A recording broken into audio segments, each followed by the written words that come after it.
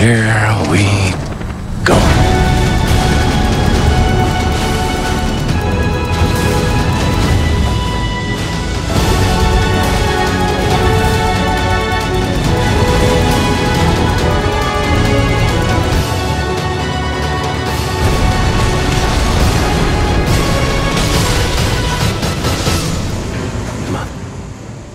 So this weapon might actually, this entire time, secretly have just been the best weapon in the entire DLC. Hello, my fellow tarnished.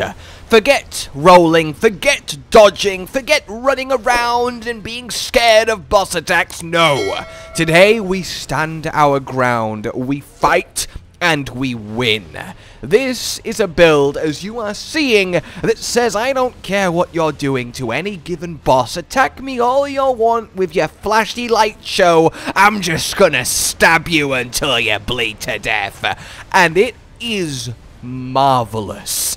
I am so happy and proud with this. It is so much fun. It is so powerful, and it just looks wonderful to see in action. I mean, you are seeing it, just this one-on-one with Radahn, properly blow for blow, and it works beautifully. If I told you, hey, I'm going to present a build where I literally tank essentially every hit Radahn does, and I'm not going to care and I'm going to kill him really quickly while doing it, you'd have been rightly skeptical, but I hope that right now you're very much not.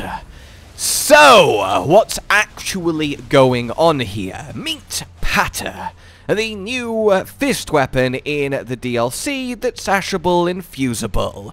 It's got a lot going for it, does this thing. The scaling isn't insane on any given infusion, but it doesn't need to be, because this is a fist weapon. It's got the rapid attacking fist moveset, which lets you build up damage really quick with successive hit engines like Rotten Winged.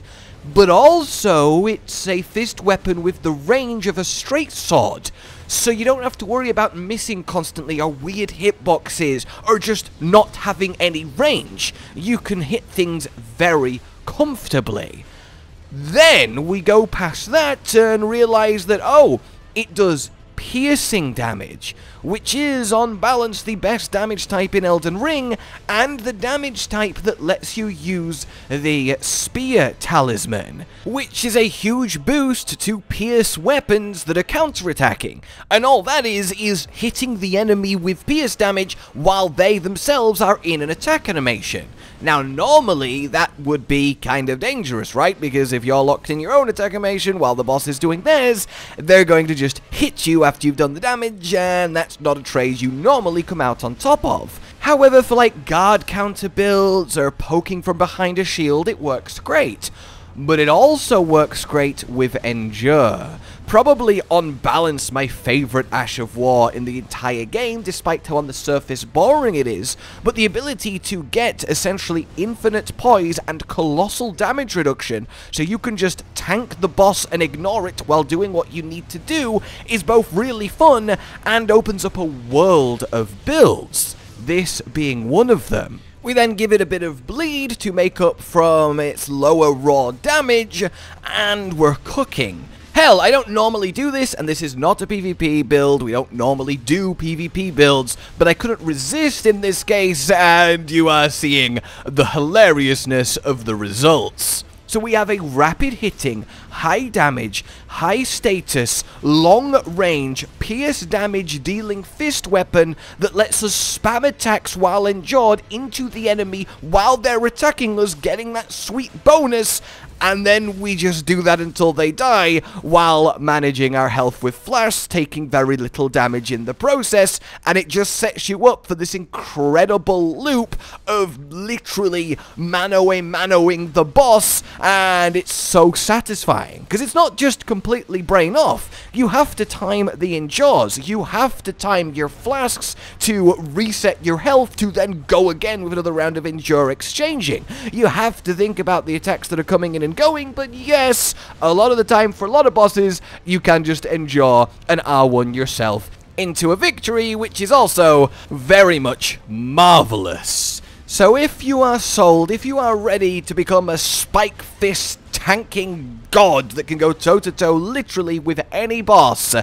Let's get into this. Starting with stats then at 150, 60 vigor, a smattering of mind is fine, endure is very FP light, and then enough endurance to medium roll in the equipment, and then a little bit more is nice, as you will be using a lot of stamina just constantly attacking without breaks during the endure, and it does help. Minimum strength to wield the weapon, intelligence doesn't matter, 25 faith, and then 45 arcane to scale the bleed, and then everything else you have left over into dexterity up to 75, at which point melees will take it to 80, and then past that, if you're still higher level, endurance is the way to go. Equipment and items and such, the patter itself with endure set to blood, and any given 0 weight seal just so we can cast our buffs. The white mask for that lovely 10% blood loss damage boost, and then Rakshasa to fill out the rest if you want to min-max, but of course feel free to fashion. But I do love that you can wear this less damage reducing set than its weight should give for the bonus damage, and you're still completely fine due to how tanky you are, just endure trading. Then we want Millicent's Prosthesis. The many hits damage build-up is lovely, and in this case, at my level, and probably most of yours too, the 5 dex is actually really nice too, as it's another damage increase. Rotten Winged for an even bigger rapid hit damage increase, of which we're doing a lot. The aforementioned Spear Talisman, which will give us some nice increases while we just hurtle into a boss, stabbing away, endured up. And then, of course, Lord of Bloods for another 20% damage increase from our regular bleeds, as we are attacking fast with a lot of build-up, and yeah, this is a bleed machine on top of everything else. In your Wondrous Physic, we want the Thorny Cracked for that successive attack power, and then Opaline is nice to have to incorporate into our we're tanking everything. A little bit of extra DR doesn't hurt. If you want to go crazy, put on Bloodsucking or something to help with your stamina if you feel you don't have enough, but this is definitely the optimum too. When it comes to your spells, Golden Vow for the damage increase and reduction, the reduction extra important in this case, and then Flame Grant Me. The 20% extra damage is nice, but also this gives more stamina regen, which does actually really help here, given that it is a stamina-hungry build. And then Bestial Vitality, you may as well. It's free, it lasts ages, gives you a trickle of health. We are tanking boss hits, so why not have this to take the edge off? Past that, anything else that you would like that you have stats for is very much something you can do if you would like.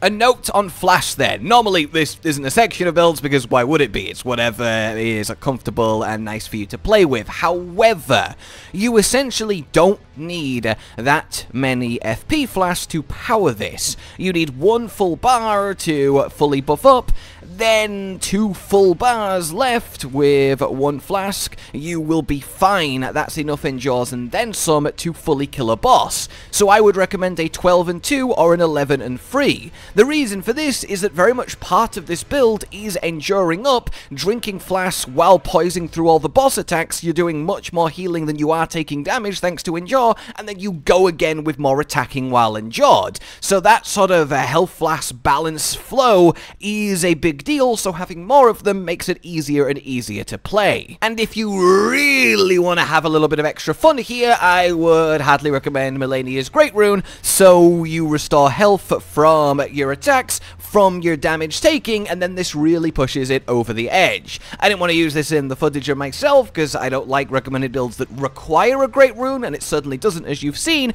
but this does make a really fun cherry on top. When it comes to how to play this then, on the surface it seems very simple, and for the most part it is, but there is a few layers you can get into to really min-max it.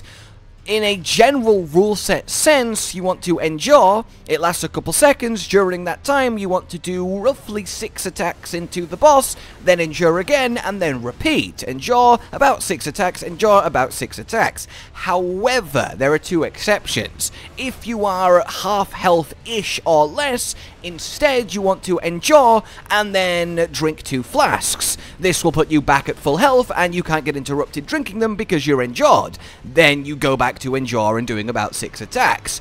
The other exception is when a boss finishes an attack string, attack combo, they will naturally have an opening. So if you've just endured and exchanged with the boss during their combo and they now finish the combo, you don't need to re-endure yet because they have finished their combo and they've given you an opening that you would normally use in another build, so use it. Give them a few more stabs and then endure when they start their next assault against you. So it really is that kind of trifecta. If boss is attacking and you have a lot of health, endure and attack back. If boss is not attacking, attack boss without being endured. If boss is attacking and you have low health, endure and then drink a couple flasks. And then you just kind of build that up throughout the fight and the boss in particular, and you learn how to just completely demolish it with this patter endure combination. All the while being fully buffed up with all of your buffs, of course. And the Radahn fight really is the best example I can give in Phase 2. You can very much watch what I'm doing here and see the decisions I make when I flask, when I endure, and when I attack, and based on that you will get a feel for it. So without further ado, when it comes to actually getting the new stuff, it's actually just Patter and the Rakshasa armor set, which is quite interesting, but let's indeed go over it. I assume you have all of the base game stuff after, 2 years. The Patter then is from this body right here on this cliff, located just north of the Church of Benediction. You run straight to it from this grace here, the Cliff Road terminus, and you get up to this cliff via the main gate cross site of grace. You just run down here and then do some jumps up the side and you will arrive at the desired location. For Rakshasa, I'm sure you know at this point, but from the Recluse's river upstream site of grace, you just follow the cliff all the way around until you see the Eastern Nameless Mausoleum, defeat the boss inside, and there you go. That then is that. A build that I very much consider amongst my best and one of my favorites for the DLC that I have come up with so far, and I am really both pleased and proud of it, and I hope you guys have a lot of fun trying it out because it really is a unique playstyle. To just go so seriously one-on-one with the boss in the most literal sense is immensely satisfying, especially when it makes you so much more powerful than said boss. For now then, like you've enjoyed this, subscribe and hit the bell for more, consider supporting the future of the channel on Patreon down below, and until we meet again, a goodbye. Josh, Cotton, and Hollow with the videos, dropping the humor like a hammer on your tippy toes, bringing entertainment on a daily arrangement to take our insanity and turn it into entertainment. Yes, I said entertainment twice, to reiterate that it is nice to look into your faces on a mostly daily basis when you let us in your homes to make the whole world a stage. Goodbye.